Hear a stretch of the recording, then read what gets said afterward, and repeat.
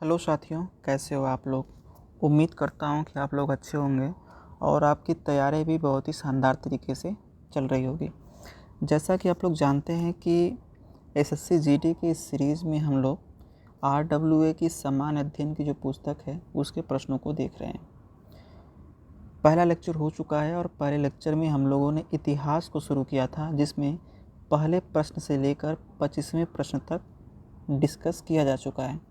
आज हम लोग 26वें प्रश्न से 50वें प्रश्न तक यानी कि अगले 25 प्रश्नों को डिस्कस करने वाले हैं।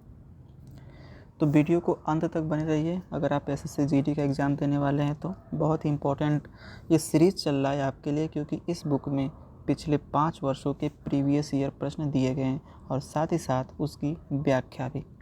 अगर आपको इस बुक की पीडीएफ चाहिए तो लिंक डिस्क्रिप्शन में है, वहाँ पर जाकर आप एक छोटा सा अमाउंट पेड करके इसे डाउनलोड कर सकते हैं। तो चलिए बिना किसी देरी का शुरू करते हैं आज का लेक्चर और बढ़ते हैं 26वें क्वेश्चन की तरफ। 26वां प्रश्न है, अशोक के निम्नलिखित अभिलेखों में किसमें दक्षिण भारतीय राज्यों का उल्लेख हुआ है। इसका सही उत्तर है ऑप्शन बी, द्वितीय मुख्य शिलालेख। द्वितीय शिलालेख में अशोक के दक्षिण भारतीय राज्य का उल्लेख हुआ है, जिसमें दो महत्वपूर्ण राज्य हैं, एक तो आपका चोल है और दूसरा पांड्य है। इसका उल्लेख हमें देखने को मिलता है। उससे पहले अशोक के अभिलेखों को 3 भागों में बांटा गया है। एक गुहा लेख जो गुफाओं में लिखा गया है, दूसरा स्तंभ लेख और तीसरा शिलालेख यानी जो पत्थरों पर लिखा गया है। अशोक के द्वितीय मुख्य शिलालेख में दक्षिण भारत के राज्यों जैसे कि सत्यपुत्र, केरलपुत्र मतलब चेर, चोल और पांड्य का उल्लेख है। इसके अतिरिक्त इस शिलालेख में मनुष्य एवं पशुओं की चिकित्सा तथा लोक कल्याणकारी कार्यों का भी उल्लेख है अशोक के दूसरे शिलालेख में। अगला प्रश्न है, निम्नलिखित में से कौन सबसे प्रसिद्ध शक शासक था जिसने काठियावाड़ में सुदर्शन झील का जीर्णोद्धार करवाया था। जीर्णोद्धार का मतलब है कि उसकी मरम्मत करवाया था। तो ये है ऑप्शन सी, रुद्रदामन प्रथम। यह एक शक शासक था जो सुदर्शन झील का जीर्णोद्धार करवाया था। अगर हम बात करें रुद्रदामन की, तो शकों के सर्वाधिक प्रसिद्ध राजा रुद्रदामन प्रथम के विषय में जूनागढ़ अभिलेख में जानकारी मिलती है। सुदर्शन झील का निर्माण मौर्य काल में हुआ और रुद्रदामन प्रथम ने गुजरात के काठियावाड़ में स्थित इस झील का जीर्णोद्धार करवाया था। ठीक है, उम्मीद करता हूँ कि दोनों प्रश्न और उसकी व्याख्या आपको समझ में आ गया होगा। अगला प्रश्न है, दिल्ली के प्रसिद्ध लौह स्तंभ का निर्माण किस वंश के शासक ने करवाया था। तो उत्तर है ऑप्शन ए, गुप्त वंश के शासक ने।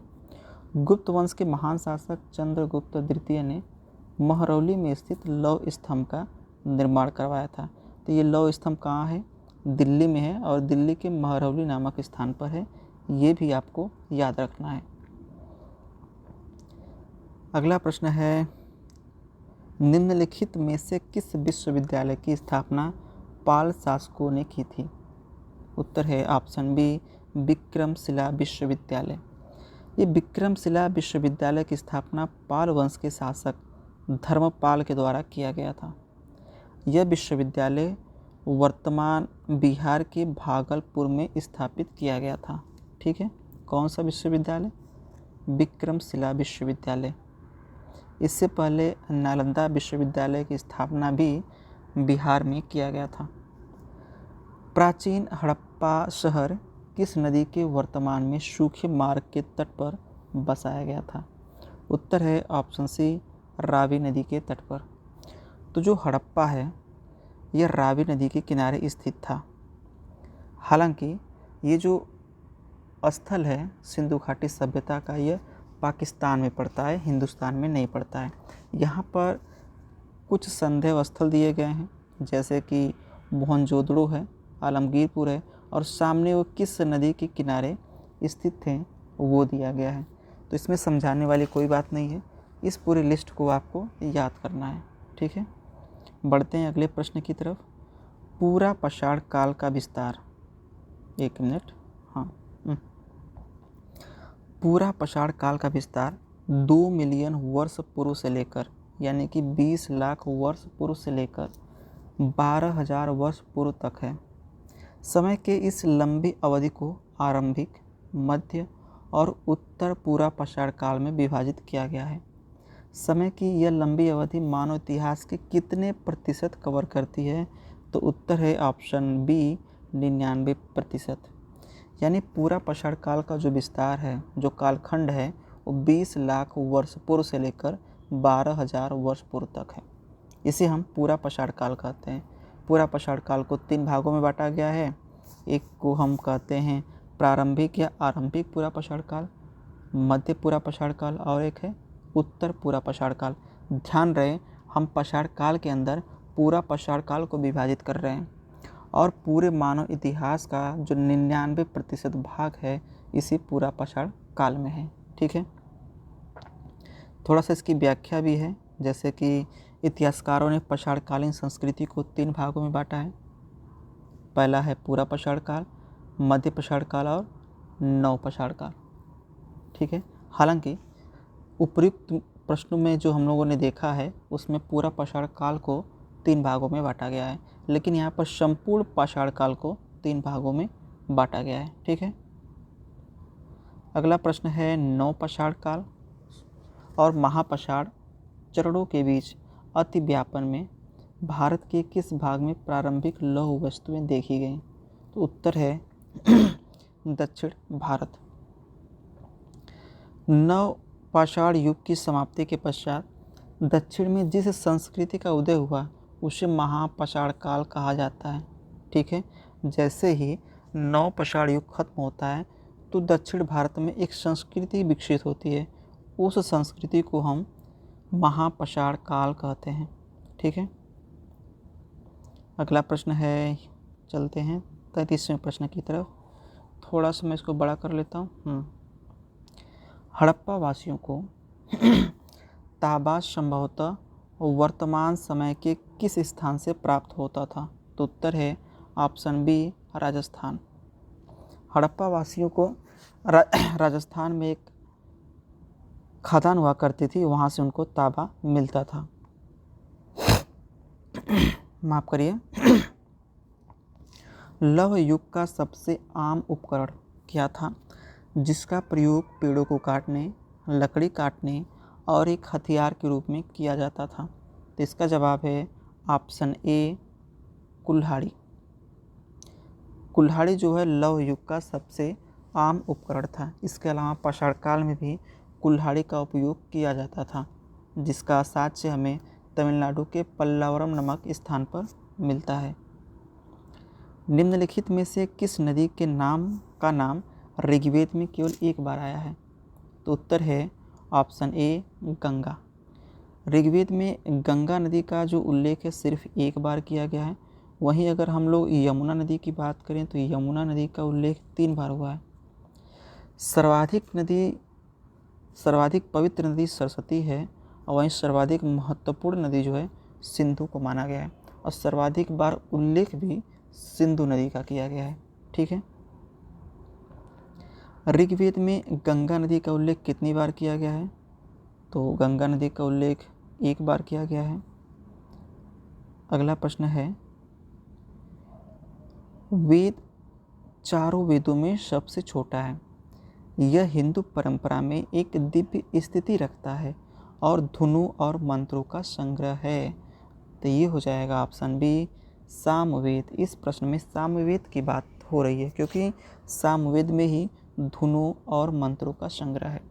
सामवेद भारतीय संस्कृत का जनक कहा जाता है क्योंकि जो सारे गामा पाधानिसा शब्द है वो सामवेद से ही लिया गया है। ठीक है, और वेदों में जो सबसे छोटा वेद है वो सामवेद ही है। यहाँ पर वेदों से संबंधित कुछ महत्वपूर्ण तथ्य हैं, जैसे कि ऋग्वेद के 3 मंडल में गायत्री मंत्र का उल्लेख है। सामवेद में यज्ञों के अवसर पर गाए जा सकने वाले मंत्रों का संग्रह है। अथर्ववेद में जादू टोना, तंत्र मंत्र की जानकारी मिलती है, जबकि यजुर्वेद कर्मकांडीय वेद है। कर्मकांडीय का मतलब ये है कि यज्ञों के समय इसका काम आता है। इसमें लिखी जो भी ऋचाएँ हैं वो यज्ञों के समय गाई जाती हैं। निम्नलिखित में से किस वेद में नृत्य मतलब नर्ती और नृत्य कला मतलब नर्तु का उल्लेख है? तो इसका जवाब होगा ऋग्वेद। ये चलते हैं यहाँ पे ऋग्वेद यानी कि ऑप्शन बी।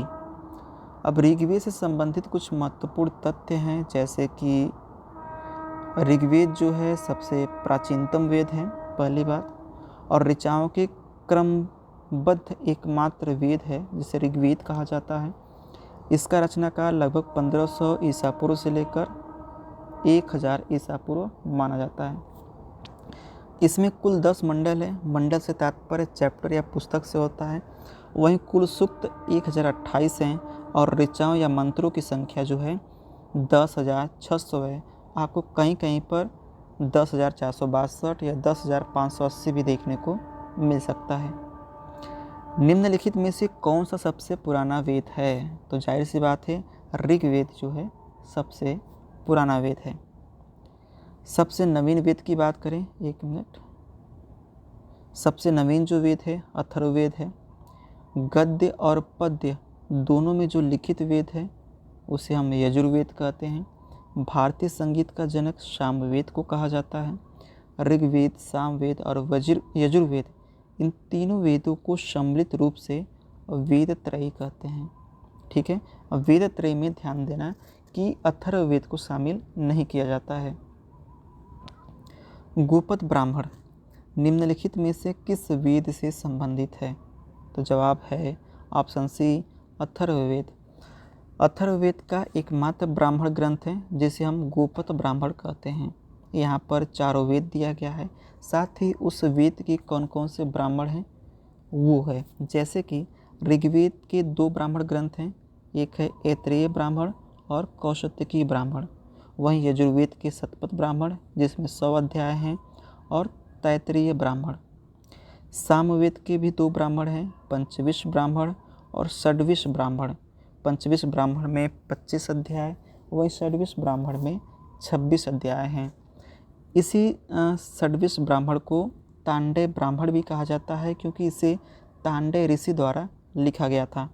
अथर्ववेद का एकमात्र ब्राह्मण ग्रंथ है जिसे गोपद ब्राह्मण कहते हैं। ठीक है, आई होप कि ये प्रश्न आपको क्लियर हो गया होगा। अगला प्रश्न है, ऋग्वेद में लिखी प्रार्थनाओं को निम्नलिखित में से किस नाम से जाना जाता है? तो जो प्रार्थनाएं लिखी हैं उसे हम सूक्त कहते हैं, ऑप्शन डी।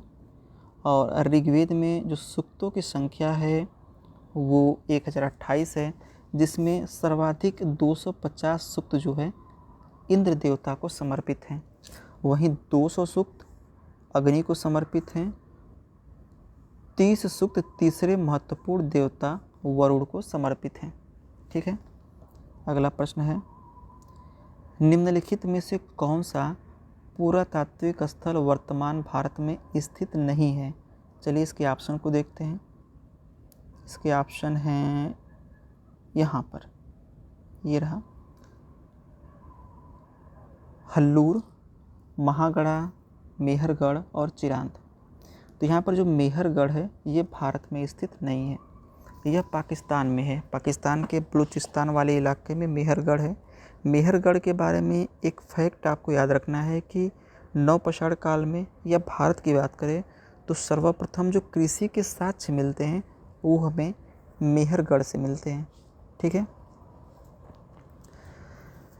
मेहरगढ़ की वर्तमान स्थिति बलूचिस्तान पाकिस्तान में है। अगर हम हल्लूर की बात करें तो हल्लूर कर्नाटक में है। वहीं चिरांद जो है वो सारण बिहार में और महागढ़ा उत्तर प्रदेश में स्थित है। ठीक है, अगला प्रश्न है, वेदों में सबसे पुराना वेद ऋग्वेद है जिसकी रचना लगभग वर्ष पहले हुई थी। तो उत्तर है ऑप्शन 3500 वर्ष पहले। तो ऑप्शन में 35 वर्ष है, इसका मतलब कि ऋग्वेद की रचना लगभग आपका 1500 ईसा पूर्व हुई थी, क्योंकि ये जो 3500 जोड़ा गया है वो वर्तमान से जोड़ा गया है। ठीक है, आप देख सकते हैं कि वेदों के जो प्रश्न हैं बार बार रिपीट हुए हैं, इसलिए वेदों से संबंधित जितने भी तथ्य हैं आपको अच्छे ढंग से तैयार करना है।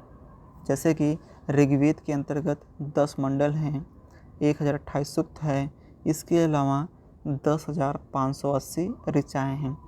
ऋचाओं का मतलब मंत्र होता है, वह सूक्त का मतलब अच्छी उक्ति से है, सुधन उक्त से बना है सूक्त। ऋग्वेद पढ़ने वाले ऋषि को होत्री कहते हैं। ऋग्वेद के 2 ब्राह्मण ग्रंथ हैं। पिछले प्रश्नों में हम इसकी चर्चा कर चुके हैं, जिसमें एक कौशिकी है और एक तैत्तिरीय ब्राह्मण है। किस शहर कच्छ के रण में खातिर बेट, जिसे बेट भी कहा जाता है, परिस्थित था, जहां ताज़ा पानी और उपजाऊ मिट्टी थी? तो उत्तर है ऑप्शन डी, धौलावीरा। धौलावीरा जो है गुजरात के कच्छ के रण में स्थित है और ये सिंधु घाटी सभ्यता का एक महत्वपूर्ण स्थल है, जिसकी खोज जेपी जोशी ने किया था। इसे सफ़ेद कुआं भी कहा जाता है। इसके अलावा आयताकार नगर भी धौलावीरा को कहा जाता है। हड़प्पा कालीन नगर धौलावीरा 3 भागों में विभाजित था। वहीं धौलावीरा को हम इसके जल प्रबंधन के लिए जानते हैं। तो जल प्रबंधन का जो एकमात्र साक्ष्य हमें मिलता है सिंधु घाटी सभ्यता में, वो धौलावीरा में देखने को मिलता है। सिंधु घाटी सभ्यता के निम्नलिखित में से किस स्थल पर महास्नानागार की खोज की गई थी? तो उत्तर है ऑप्शन बी, मोहनजोदड़ो। महान स्नानागार, जिसको हम ग्रेट बाथ कहते हैं, इसके साक्ष्य हमें मोहनजोदड़ो में देखने को मिलते हैं। इसके अलावा मोहनजोदड़ो में नर्तकी की कांस्य मूर्ति, 3 मुख वाले देवता जिसको हम पशुपतिनाथ या फिर आद्य शिव की संज्ञा मार्शल द्वारा दी गई है, उनकी मूर्ति और मातृ देवी की मूर्ति आदि, ये सभी अवशेष हमें मोहनजोदड़ो से प्राप्त होते हैं। इसके अलावा कालीबंगा की बात करें तो जो जुते हुए खेत के साक्ष्य, अग्नि पूजा के साक्ष्य कालीबंगा से मिलते हैं। लोथल एक बंदरगाह था जहाँ पर धान या चावल 3 युगल समाधियों के साक्ष्य मिलते हैं। वहीं बनावली से हमें मिट्टी से बना हुआ हल मिला हुआ है। ठीक है। 46 प्रश्न है, निम्नलिखित में से कौन सा स्थल सिंधु घाटी सभ्यता से संबंधित है? चलिए इसके ऑप्शन को देखते हैं। इसके ऑप्शन हैं, ये रहा मोहनजोदड़ो, अजंता, सांची, भीमबेटका। तो यहाँ पर मोहनजोदड़ो जो है सिंधु घाटी सभ्यता से संबंधित है। अब कुछ इसके फैक्ट देखते हैं, जैसे कि मोहनजोदड़ो का सिंधी भाषा में अर्थ मृतकों का टीला होता है। मोहनजोदड़ो सिंधु नदी के तट पर पाकिस्तान के सिंध प्रांत में है। सर्वप्रथम मोहनजोदड़ो की खोज रखालदास बनर्जी ने 1922 ईस्वी में किया था और उस समय भारतीय पुरातत्व संरक्षण के जो महानिदेशक थे वो जॉन मार्शल थे। ठीक है। मोहनजोदड़ो की शासन व्यवस्था जनतंत्रात्मक थी। इसके अलावा मोहनजोदड़ो से कुछ स्थल भी मिले हैं, कुछ अवशेष भी मिले हैं, जैसे कि बृहत स्नानागार मोहनजोदड़ो का सर्वाधिक महत्वपूर्ण सार्वजनिक स्थल है। हड़प्पा कालीन स्थल रंगपुर भारत के किस वर्तमान राज्य में स्थित है? उत्तर है ऑप्शन बी, गुजरात। रंगपुर जो है वर्तमान गुजरात राज्य में स्थित है। कालीबंगा राजस्थान में, वही बनावली हरियाणा में तथा धौलावीरा गुजरात में स्थित है। ठीक है। 48 प्रश्न है कि वेद ऋषि कपिल यानी कपिल मुनि का संबंध किस भारतीय दर्शन संप्रदाय से है? उत्तर हो जाएगा सांख्य दर्शन। सांख्य दर्शन के जो रचयिता हैं कपिल मुनि हैं। यहाँ पर कुछ दर्शन दिया गया है और उस दर्शन के प्रवर्तक कौन हैं वो दिया गया है। जैसे न्याय दर्शन के प्रवर्तक गौतम ऋषि हैं, वहीं पूर्व मीमांसा के जैमिनी हैं, उत्तर मीमांसा के बादरायण हैं, योग दर्शन के प्रवर्तक पतंजलि हैं, वैशेषिक के कणाद या उल्लूक हैं और चारवाक दर्शन के जो प्रतिपादक हैं खुद ऋषि चारवाक हैं। ठीक है। प्राचीन शहर लोथल जो अब एक प्रमुख पुरातात्विक स्थल के रूप में प्रसिद्ध है, भारत के किस राज्य में स्थित है? उत्तर है ऑप्शन डी, गुजरात। लोथल जो है सिंधु घाटी सभ्यता का एक प्रमुख स्थल था जो बंदरगाह भी था और यह गुजरात में स्थित है। यह भोगवा नदी के तट पर स्थित है और भोगवा नदी जो है ये साबरमती की सहायक नदी है तथा इसकी खोज डॉक्टर SR राव ने किया था। किसका खोज? तो लोथल का खोज। चलिए आज के अंतिम प्रश्न की तरफ चलते हैं, यानी कि 50वां प्रश्न। ऋग्वेद में सूक्तों का संग्रह है। तो ऋग्वेद में कितने सूक्त हैं? तो 1028 सूक्त हैं। इसमें से सर्वाधिक सूक्तों की जो रचना है देवता इंद्र के लिए की गई है। तो आप देख सकते हैं कि वेदों से काफ़ी प्रश्न पूछा गया है प्राचीन इतिहास से संबंधित। तो आज भी हम लोगों ने 25 प्रश्नों को देखा, उस प्रश्नों के साथ साथ उसकी व्याख्या को देखा। तो उम्मीद करता हूँ कि जो 25 प्रश्न हैं मेरे साथ पढ़ने के बाद काफ़ी हद तक आपको क्लियर हो गए होंगे। जो भी डाउट होगा वो भी क्लियर हो गए होंगे। फिर भी अगर कोई डाउट है प्रश्नों से लेकर प्रश्नों के व्याख्या से संबंधित कोई भी डाउट हो तो आप कमेंट में मुझसे पूछ सकते हैं। मैं इसका उत्तर अगले वीडियो में देने का प्रयास करूँगा। आज के लिए इतना ही रहने देते हैं। अगले वीडियो में हम लोग क्वेश्चन 50 से आगे डिस्कस करेंगे और जल्द ही हम इतिहास के साथ साथ भूगोल और अन्य विषयों के प्रश्नों को भी डिस्कस करने वाले हैं। तो जुड़े रहिए हमारे साथ। अगर पहली बार देख रहे हैं तो चैनल को सब्सक्राइब करिए, क्योंकि ऐसे वीडियो जो है इस चैनल पर आने वाले हैं। आज के लिए बस इतना ही। और हाँ, अगर आपको इस बुक का PDF चाहिए तो लिंक डिस्क्रिप्शन में है, वहाँ से जाकर आप इसे डाउनलोड कर सकते हैं। तो मिलते हैं अगले वीडियो में, तब तक के लिए नमस्कार।